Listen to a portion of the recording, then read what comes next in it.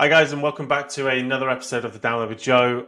As always, your co-hosts, Joe and Lewis here. Joe, how was Blueprint? Blueprint was really good. For those who don't know, Blueprint is one of the leading prop tech events, and their focus is more broad prop tech, right? So you have a lot of residential there, realtors, kind of new realtor focused technology companies, up to smart buildings companies. So they have a wide base. It's also very good for early stage companies, and it's very good for investors. So for me, it was great to see a lot of investors I know I've worked with in the past. Just kind of lose track of time, and you realize, hey, it's been a long time since we connected. But overall, they do a really good job organizing the show as well. Yeah, it's always a good event, well run. Um, it's a special recording today or an episode today because we have a guest, and we have guests on the show pretty much every time we do it. But this is a different kind of episode because we're going to be talking about a new update. So I'd like to introduce Elizabeth to the show. Liz, thanks for joining us. Thanks, Lewis and Joe. Thanks so much for having me. I'm Elizabeth Redmond, and yeah, I'll be just chiming in as these two chat about their market update. Yeah, well, we've got a lot to unpack on your segment. For those who haven't listened to a market update episode before, Joe and I we pull through the best stories, the most interesting stories throughout the last few weeks or couple of months, whether it's around products, M&A, even about funding and partnerships. So we've got a lot to discuss around M&A and funding.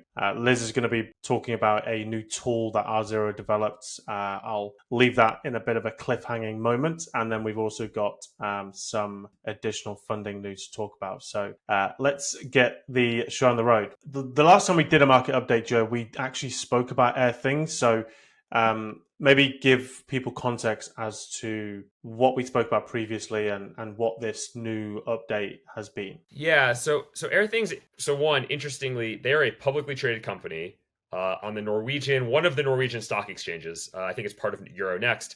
So being a public company, there's a lot of detail about revenue, about growth, about strategy, so on and so forth. So I've focused on them a little bit and covered them in the newsletter because we really just don't have a lot of public companies, and they're in the 10 or so million in revenue. So that's a pretty good size for a smart building innovator. They're public. There's a few other companies like that. CX App is another one that's more of an occupant engagement platform, similar scale, public company, a lot of disclosure, a lot of information. So back to your direct question, Lewis, they had announced some struggles, some plans to either get bought by one of their board members who ran a private equity firm, to sell to Zender Group, which is I think German, but a European-based air quality company. Some of that had all fallen through. There were some quotes and comments of, we couldn't agree on the way forward. We couldn't this, that. But they have secured some private capital to help keep the company going. What I've kind of been most interested in is within AirThings, there's three divisions really, but the two main ones are residential. So we have an AirThings sensor in our house for radon because we're in Colorado. Radon's a big issue. And it's good. It works. It gives you notifications. Obviously we don't get a lot because we just don't have a big radon issue anymore. But they have that, and that's their biggest business. They make a lot of different sensors as well. It's not just radon. And then there's the business group, which they call AirThings for Business, and that sells to commercial buildings. That sells to enterprises, and that's where they've struggled, I think, the most, and the growth hasn't been as strong. One of the big trends I've seen, and it's, I think, indicative of the return to office trend versus something AirThings is doing. There was a big bump in 21, 22, maybe even into 2023. And I think it looks like a lot of demand was pulled forward. And they, I think, viewed that as just the new trend. Like, this is just the new, there's been an inflection point. We're going to grow a lot. And that's challenging because really, I think in retrospect, we would look at that and say, well, we probably just had a lot of demand that got pulled forward. I think if you look at a lot of the companies that kind of had a value proposition around get people back to the office or make your space more functional for the people coming back to the office, that is a strong value prop, but I think it's definitely maybe it hit a peak and it's pulled back a little bit. The other thing that's interesting about AirThings is they had a really ambitious product roadmap, and I haven't seen them necessarily execute on that. So two kind of notable points. They had talked back in 21, 22 about building out a complete energy management solution. Part of that was to validate the energy savings, right? We're going to save you energy through air quality monitoring. Makes perfect sense. We have an energy solution to monitor that. They also talked about indoor air quality as a service. And I just generally am interested in as a service models. I think that's really interesting. You are seeing the big HVAC companies start to focus on HVAC and cooling as a service. I was talking to somebody at Blueprint actually who works for a big OEM, but from South America. And he said, we have a really successful cooling as a service product. There, it seems like part of the trend is there's not as much money to spend on chillers, for example, in South America. Well, you can pay the OpEx. And in America, you could argue maybe he noted a few times, like in America, you can spend a lot more money on things. South America, you just can't. Just, the economies are smaller, it's different incomes, so on and so forth, all the normal things. So I thought that was interesting, just that model. So that's where they were, and they've kind of secured some funding. We'll see. Does that change the focus of the company? It's always looked like residential continues to be strong, commercial same products, maybe more enhanced products to some degree, but a little bit more difficult for them. But that's the quick update. Yeah. Yeah. And I guess in layman's terms, from what you know, with them selling, quote unquote, the business segment asset, would that mean that the residential multifamily piece that they operate, predominantly residential, that remains as a separate business? So there had been a bunch of discussions. Do we just sell off the AirThings for business unit? Do we not? What it looks like now is it's all staying as AirThings. They've just raised money to keep the business going. So I don't think there's a split. Honestly, you could make the case either way, right? Like look at, these are not directly competitive, but Honeywell spun off Honeywell Home into, Resideo is the company, that's the home thermostats. So Honeywell makes thermostats, but there's two different companies making Honeywell branded thermostats. JCI sold its Resi, that just closed this week, to Bosch, the Resi HVAC and light commercial. So there are actually a lot of examples of companies splitting up the same core products, well, at least the core product categories, splitting Resi and commercial. But I don't think that's what AirThings is up to. Maybe that's something to come in the future. You could argue both ways. Okay, interesting. Curious about their geographic spread and where they're, anything in that press release about that. Yeah, they are heavily US and Europe. They, as I recall, going through a lot of their disclosures, because obviously being public, like every time there was an update, it's like, this is our strategy, this is our approach, this is what we're thinking. There wasn't as much on in great detail, where's their spread. I think that they had seen a lot of growth in the US market post-COVID, but they are primarily Europe, America, some in Asia. I just don't think it was as much of a penetration. And then I don't think there was any breakdown Resi versus commercial at that geographic level. But I would imagine it might be similar in similar scope. Okay. So switching gears, I don't think we've ever spoken about a possible IPO. So what can you tell us about Legence? Yeah. So Legence did go public this week. I don't think there was a huge pop. Sometimes when you have IPOs, there's like a huge pop in the stock. I haven't checked it the past day or two, but I know when they went public, they were trading a little bit above where they IPO'd. So Legence, just taking a step back, you're right. One, it's interesting because it's very rare for us to see IPOs in our industry. So that in and of itself is a notable development. Legence was Blackstone backed. Blackstone back 7-8 years ago bought a company called Therma. That became Legence, and then they did, I think, close to 25 acquisitions. In my newsletter, I actually put together kind of a timeline. Now, what's most interesting, so one, it was a successful IPO, because sometimes companies do an S1, they want to go public, and they don't. Good examples of that, WeWork would be probably the best example, right? They didn't actually get public when they wanted to. They ended up, I think, later through a SPAC. And then Redaptive, which has been a really successful company, but there was a window in 21, 22. They had an S1, really interesting data as well, unpack that in the newsletter, but they didn't end up going public. So saying you want to go public doesn't mean you're going public. So that in of itself is success. They are a publicly traded company. And I think what I unpacked a little bit more in the newsletter, for the past few years, as they've been growing Legence, they talk about themselves as an energy transition accelerator. That's kind of the term of art they use. And they have some business units that do that. Black Bear Energy is very focused on procuring, deploying solar across rooftops, right? Corporate focused or enterprise focused. They happen to be they were based in Boulder. They were incubated out of RMI, Rocky Mountain Institute. And so that's a good example of an energy, like it fits in perfectly with that. They also own an entity called Retech Advisors, which looks a little bit like some of their peers. They do some of what Immeasurable does. They're a little more on the service side than the software side, a little bit what a Code Green would do if you're in New York. You probably know them. There's a few other companies. They've made a couple acquisitions that have tucked in to Retech, but they're really a sustainability consultant, expert, advisor for commercial real estate, I should say. So that's where they focus. And so those two businesses, while not a vast majority of the revenue, did fit into this energy transition accelerator theme.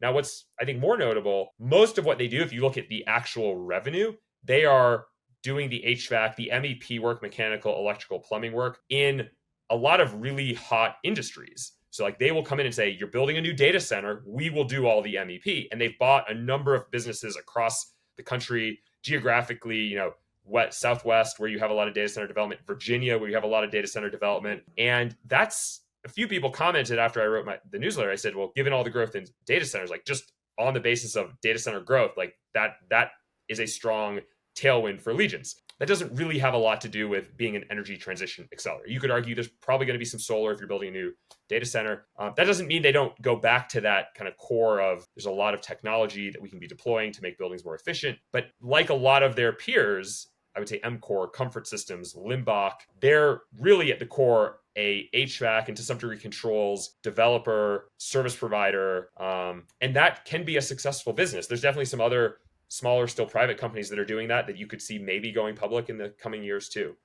Yeah, it's interesting because I think there was a business in Boston called CMTA that they acquired, and this was 2-3 years ago. And to be honest, I didn't really know who Legence were. So maybe it's one that I should have bought some stock in a couple of days ago. Yeah, I mean it's something to watch. I'll continue to watch them just because being public, there's a lot of disclosure, right? The revenue, EBITDA, you know, how much they're spending to grow the business, but then there also, I would imagine, will be a lot of data and information disclosed on just their strategy and, you know, where technology fits in. In the S1, most of the comments about technology were, we develop sites for technology companies, which really is data centers. That's different than we use technology. But yeah, they were doing 3 or 4, even up to 5, 6 acquisitions a year for the past couple of years. And really interesting that that's all on the heels of their service basis, right? Yeah. It's what's interesting about service more generally. You have the OEMs. There's not a lot of change in the OEMs, right? Like if you construct chillers, there's not a lot of companies saying we're going to start doing chillers. I would say there are some Asian companies that are moving in to some degree, but you still have the core Trane, JCI, Carrier. On the service side, the channel, there's a lot of development there. Both like small distributors getting bought up, being merged together. Those could be IPOs in the future. Small integrators getting bought, rolled up. And if you own a building or a portfolio, you actually have, depending on who you're working with, you have options. Do I go to my OEM? Do I go to somebody who supports or is licensed by my OEM? And it'll be interesting to see how all of this plays out, because on one hand, it's just another example of fragmentation in our market. But at the same time, it just shows conviction to deploy capital here.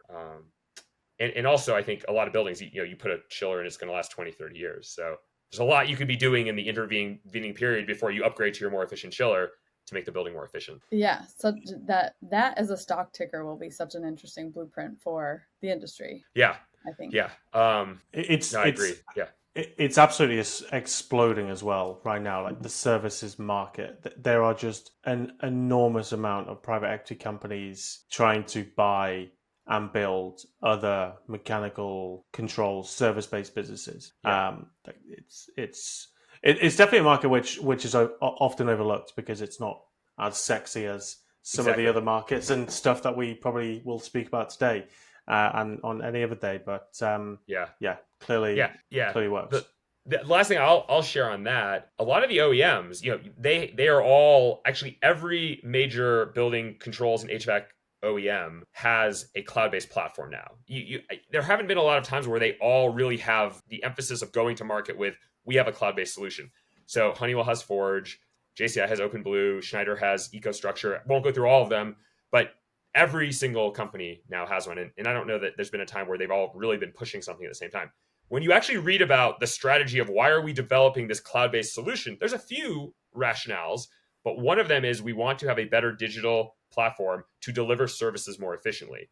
They don't always directly connect the line, but some OEMs say, like, we have a lot of chillers that are connected. I think Carrier in their investor day said they have 400,000 chillers, and the attachment rate of how many are deployed in the world, and the attachment rate is like 45%. We're going to get that up in the next couple of years to 75%, and so on and so forth. They always talk about that as a service enabler, because obviously we know what's going on. We don't need to go roll a truck every 3 months. We can just remotely.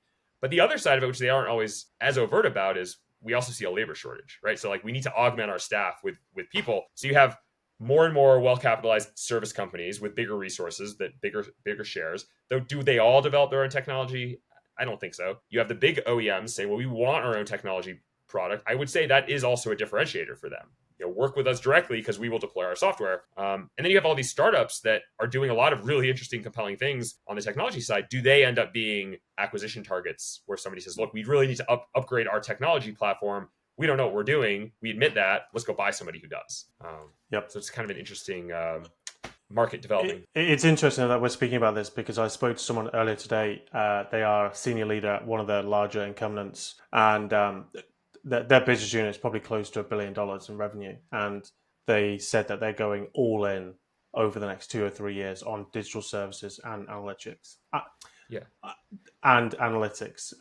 Mainly to play a bigger role in proactive operation. Yep. Predictive maintenance, proactive maintenance. There's a lot you can do. Yeah. Interesting.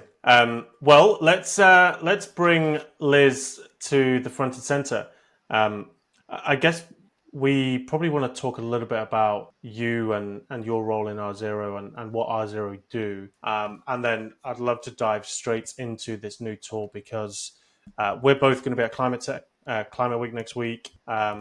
There's obviously a lot of legislation around energy and this tool, which I think is useful within New York around Local 97. So lots to unpack here. Yeah, so I think what's actually interesting just in the context of the last segment here is just there are a ton of services in this industry, and there's a little bit of a blurred line between what is a product and what is a service. And even ourselves at R0, we've been defining this for ourselves in market and our position in market. But I think the good piece of context is just that we have productized what would have been an energy conservation measure by an ESCO or another energy consultant or some of these service providers in industry in bringing occupancy-based HVAC control. So that's kind of the main focus, and specifically of this tool that I'll show you in a second. And in doing so, of course, we're most interested in high utility rate markets, areas where you have dramatic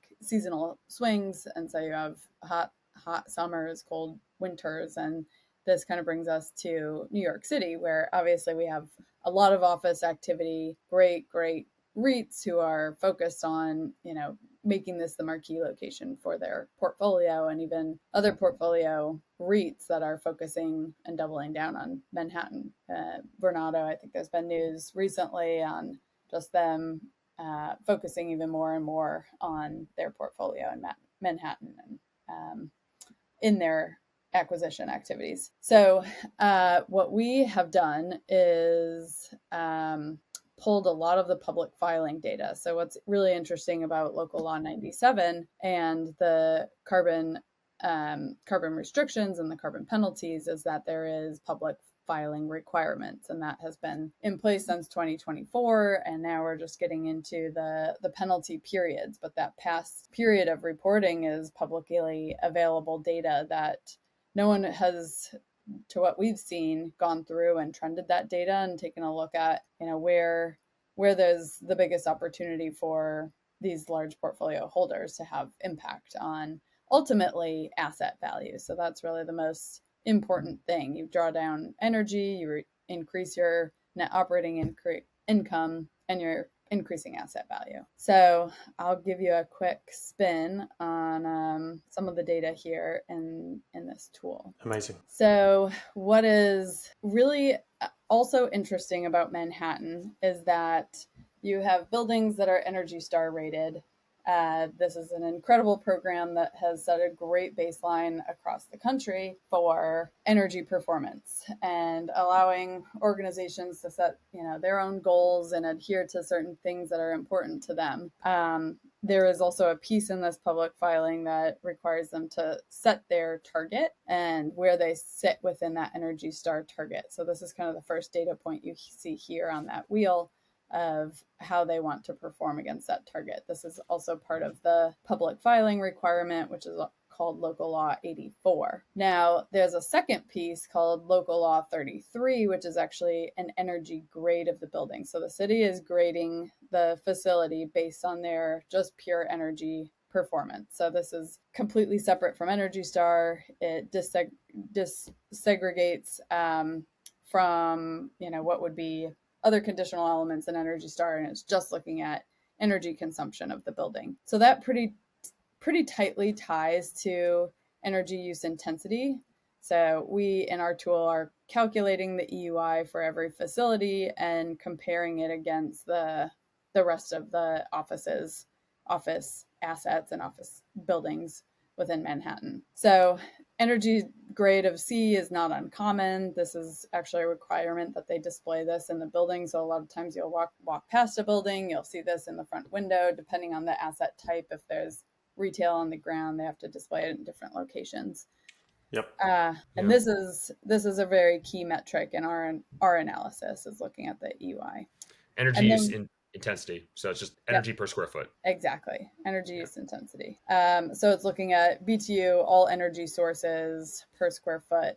And then we use that on an annualized basis. Right. And then that kind of comes into the emissions compliance. So where their performance is as a building and how they are in compliance. And a lot of this ties back to square footage of the actual building and the CO2 allowance for that facility.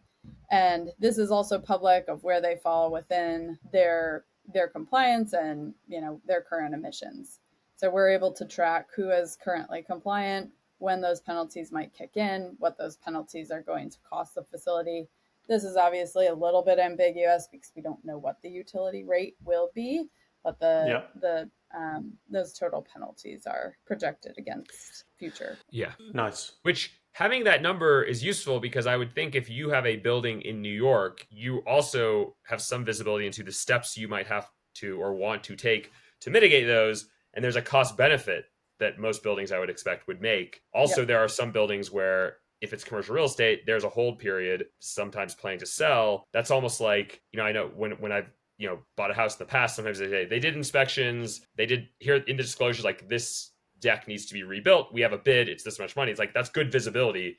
Here, it's not official necessarily. It's like, this is the bill you're getting from New York, but it's a really good set of numbers that you can use to just make more thoughtful decisions of what do you want to do. Yeah, completely. And part of this analysis for us is looking at how does this impact NOI, what's the cap rate, and ultimately how does this impact asset value in the near term. If they have this short-term hold practice or long-term hold, how are they setting themselves up for their next phase of this facility? So the next trend in the data that we're plotting, which is just detail on this energy detail up here, gets really interesting as well, because we're disaggregating that utility data to the source. So we have gas, if they're using gas in the building. Steam is very highly used across Manhattan, as many of us know, and then electricity. So you'll see the buildings that are fully electrified,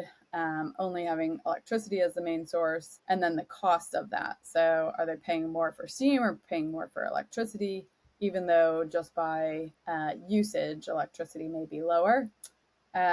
And this starts to help us understand, how much is base building versus tenant energy cost usage, and then the total utility cost for the building. And then this further gets us into the impact that we can have on our products for, when specifically that energy is being used, during which seasons, and where there's the most impact. And for our product, kind of trending out the total HVAC energy savings. So our proposition is moving from, fixed schedule in a building to using headcount data to drive efficiency in real time within HVAC controls. So basically how much air is being conditioned and then how much air is being pushed throughout the building, and doing that based on headcount as opposed to a fixed schedule. So this is all directly correlated to that utility data past, and then would be future trended on how much savings there could be in any given month. Yeah, I was going to ask, and I think I recall you mentioning that this data, you with just the tool that's been created, you can get it across pretty much any building in New York. Exactly. There are some buildings that that are exempt from public filing, so they may have an Yep. exemption on the LL33. But there are a lot of ways to access utility data. There's utility, there's certain APIs for that, and without naming them, this kind of same charting could be done. But because this is public, we can then walk into any of our targets or any account that we're in conversation with and have a very intelligent conversation about where they should be targeting, even if it's outside of our solution. How do you optimize on the Steam side? Where can you do some cogeneration on site so that you are shaving off at that peak 15-minute window, because that is a piece that has a huge impact on these really high and costly months for them. Sweet. I mean, it's a tool that I think we need a lot of eyes on, especially given some of the challenges of actually enforcing local law 97. I know that there's more pressure now, and probably will be more pressure over the next 12 months. But I wonder, Joe, given you being at Blueprint, was there much talk with people that you're speaking to and them having properties in New York in their portfolio? Like, are they switching gears about local law 97 now, given that time's running out? Yeah, I don't know that I mean, I had a couple of indirect conversations about this at Blueprint. I think more broadly, I've definitely had these conversations. It's not as black and white of this is the fine, we have to respond to the fine. And part of that is because there are real estate companies that have a plan to keep certain assets, sell other assets. That's just more of the core business model. So this is useful information, but it doesn't necessarily drive them to say, oh, let's hold on to this asset or let's sell this asset. Because at the end of the day, they have investors that have given them money to maybe turn around a property, reposition a property is kind of more of an official term of that, and then they want their money back, right? So this is a great performing building, but our investors want their money back, and that's kind of just typical in private market investing. I think the direct answer is this is very much top of mind for a lot of, especially the sustainability leaders. The one topic that did come up, I would say more, which is related, is the reporting burden, and there is still quite a reporting burden. Liz, you were mentioning just every year in New York, but you go to Boston and there's the similar types of regulations, but they're not the same. It's slightly different dates, different rules, regs. Chicago, same thing. DC, same thing. San Francisco, same thing. So there's a lot of reporting burden. And I think that in some ways you could argue local law 97, which has fines associated, might be a bit of a catalyst, not the only catalyst, to say we can't just do reporting. We actually have to take action. Now, I talk to sustainability leaders who actually are on that side anyway. They say, look, it's really challenging for me. And I've even heard podcasts with sustainability leaders say it's really challenging where, 6 months of my year is reporting. That leaves me only half the time to actually take action. That keeps coming up. I think local law 97 comes up, maybe not as much because not every real estate company has properties in Manhattan or New York. A lot do, but not all of them. And West Coast, I think it's less. They're maybe just as advanced and sophisticated on reporting on understanding ROI of taking action, but there isn't the same regulatory structure of fines, at least not yet. So, and I think what it highlights the most is that they're, again, back to the asset value. It's, of course, if we're going to mitigate penalties, that's just one piece of it, but reducing our energy costs is good business for us. And this is where we're going to get to portfolio performance and all kind of tying back to that NOI. So that's where we've seen more value in this. We can highlight the penalty cost, but most people are, not as focused on that. They're reporting and they're complying, but they're focused on the bigger business goals of how do we make a excellent Class A facility, right?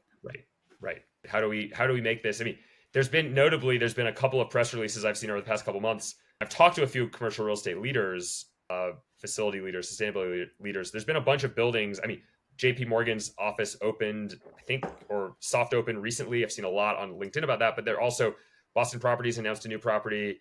There's a few others. And they're just almost like, you almost need like a new class, right? You have class A, Yeah. B, C. You almost need like a new class of like, people have said like, it's like A plus plus plus. A plus, yeah. Because, and I've even heard, I don't know if these are public numbers, but just the numbers, just price per square foot, right? Like before the pandemic, $100, $120 is kind of like the range you would get in like in New York City for a very nice class A office. And I've heard, you know, in some cases you can even get 50, 75% of that now. Yep. And the driver is, that's the space people really want, and there's not a lot of it, so you can almost charge whatever you want. And I think Brad at Thesis Driven, good friend of ours, he's written a little, or people in his publication have written about this, where real estate is not dead, bad real estate is dead. I think that might be almost a direct quote from something he published recently. Completely. I've heard others talking about the new class of real estate, and I think all of these regulations are helping to, you know, potentially define that, because you're in compliance, Energy Star might miss something, whereas something else is focused on just the next level up. Well, we certainly appreciate you coming on. We're going to see each other in New York, obviously, but for those that may want to reach out based on what we've discussed here, Liz's details will be in the show notes, and please get in touch if you want to learn more about their new tool. So the two other stories, notable stories over the last, well, even the last week, are around funding. Now, a company that most of our audience will know, PassiveLogic, have just raised another, well, I think it's just over $70 million. 74. And there's some interesting details on PitchBook, which I may share when I post this online. But Joe, what's the news on PassiveLogic? Because obviously they've got a ton of hype, and some of their products are extremely innovative and interesting. But what's the deal there? Yeah. And I should say I have a much longer piece that's going to come out this weekend in my newsletter, unpacking just kind of the story there, my take there. So they're an interesting one. I would say, one, in terms of just ambition, they probably have the biggest ambition of any company I've seen in the smart building space. And that's not a positive compliment or a negative point. It's just, it's very ambitious. Now, when you think of building automation, big OEMs kind of lead that market. There are other companies that are disruptive. You have hardware, you have software. A lot of times the software comes with the hardware, and then you have the services network, right? So you have your own branches. Every large company has multiple brands. So it's not a winner take all market. It's not even a winner take most market. You could argue the big four controls companies have, I think, 50, 55, maybe even 60% of the market, at least in North America, but they have multiple products. It's not like Honeywell owns Allerton. Honeywell owns Tritium. Honeywell has its own branded building automation system products. And they have their own distribution channels, right? You can go to an Allerton dealer. So what I'm saying there is there's just a lot of different players, even if those players are concentrated among a big four and then probably another 4, 6 other companies. All that said, so PassiveLogic has raised $74 million. I think that brings their total to 150, 155. The website before this round said they've raised a total of 85. This is their Series C. They had an intervening round from NVIDIA that was 15 million. So laying it all out, there has been a core cohort of investors that have either led or supported the rounds. This current round, the C that they just announced this week, JCI came into the round, which was interesting, right? Because Belimo, there was some mention of some partnership a few years ago, but I haven't seen much comment there. So this is really the first or the most recent and one of the only big OEMs that's saying, no, we're going to support you, we're going to back you. And they're pretty sophisticated. They're probably the number one from a market share point of view BAS company in America. Maybe they are Siemens' number one worldwide. So there's some, that is notable. I would say the other side of PassiveLogic that I see as a product guy, they're very product centric, right? I don't hear a lot of people calling me and saying, I deployed it in my building. I think they're still at the point where they're not fully out in the market. And that's notable because to raise that much money and not yet really be fully out in the market. So we'll see. I mean, this gives them a lot of horsepower to get whatever they want to get into the market. But even the press release was very focused on this product, this, it wasn't growth. You compare them, maybe the best closest comparison is Runwise, which also raised this year. And Runwise, I think, was talking about, they had a lot of good numbers on growth rates. They had a lot of numbers on how many buildings are using their product. And they're also product centric, right? They're expanding their product. So I think the core I'd say is PassiveLogic seems to be taking a very different approach. There's a few other points to make, but I'll stop there for a second. Yeah, I think it's interesting because they've raised, just looking from the data I've got from PitchBook, is they've raised just shy of $180 million they've gained a lot of traction in the market in terms of potential customers, but no products yet to be deployed.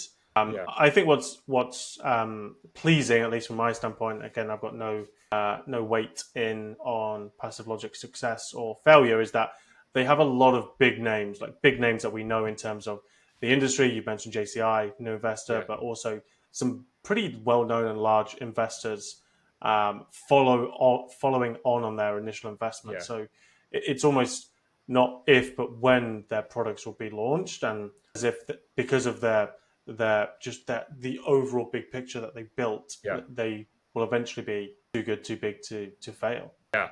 The other thing that I was thinking through is, so we have the big four, right? You could say they're like Carrier has ALC. They bought ALC, I think 20 years ago. There's also Trane, which has a controls product. Then you have a few smaller but still very significant players. The two that come to mind are Delta and Distech.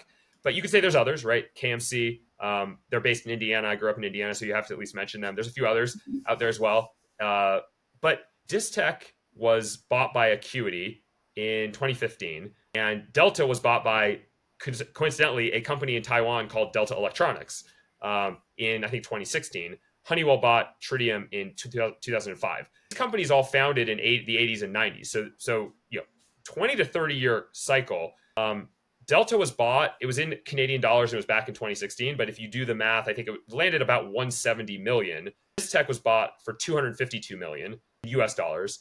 So those companies over a 20 plus year period were able to become very significant players. Now I would say they've become more significant because they have more backing. It was not exactly a venture growth story, right? To take 20 years, but they exited, what I would say are good exits, but PassiveLogic has already raised almost that much money. So it just, again, it goes back to that point. They seem to be looking at the market differently, doing things a different way. This market is very fragmented. It's hard to grow when you don't have that direct relationship with your end customer.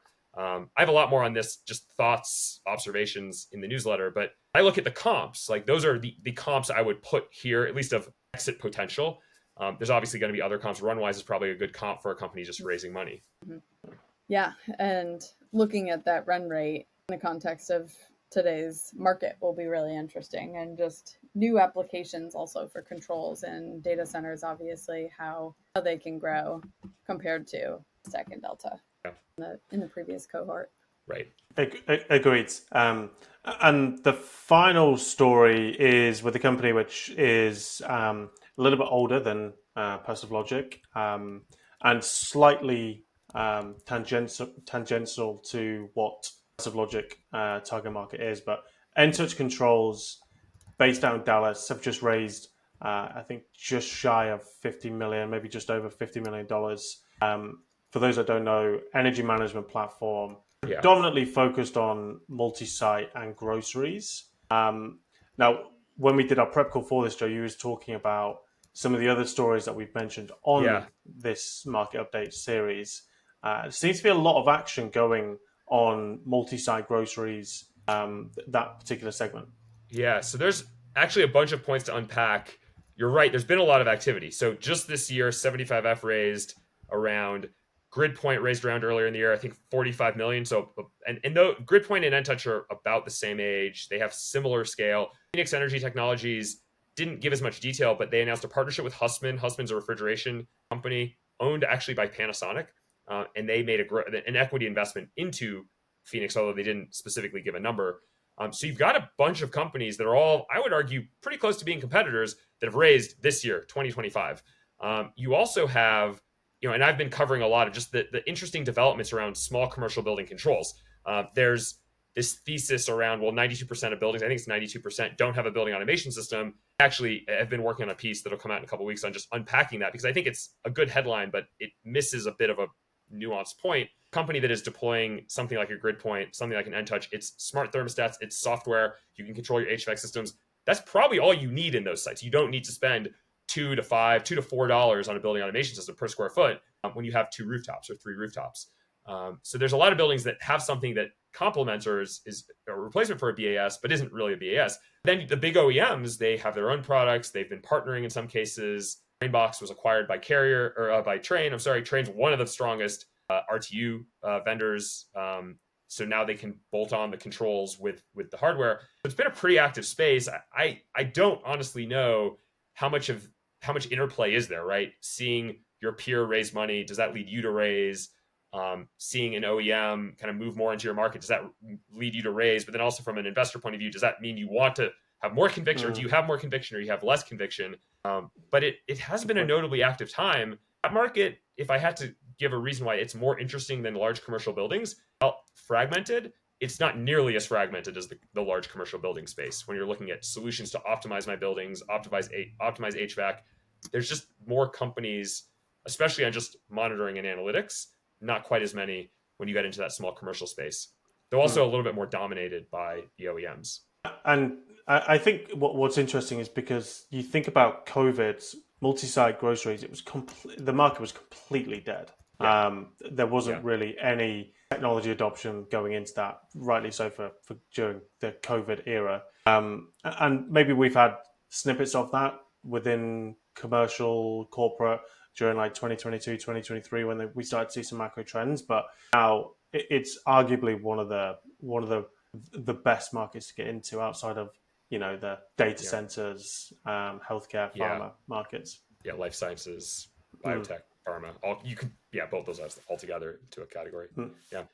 I think what's worth noting here is that there was a ton of other stories that we could have talked about. So we've obviously missed a few. Feel free to pop them in the comments and let us know which stories we should bring up next on our market updates show. I think that's all we've got time for today. I want to say a big thanks for Liz and you joining us. This is a first of its kind, and hopefully we can do more of this where we can get people talking about their market update. Thanks for tuning in for the whole duration, and we'll see each other in New York next week. Thank you, Elizabeth. See you both. Thanks for and hope everyone enjoys kind of the new format. Yeah, just happy to be the first here, and always good to see you both. There we go. Cheers, guys.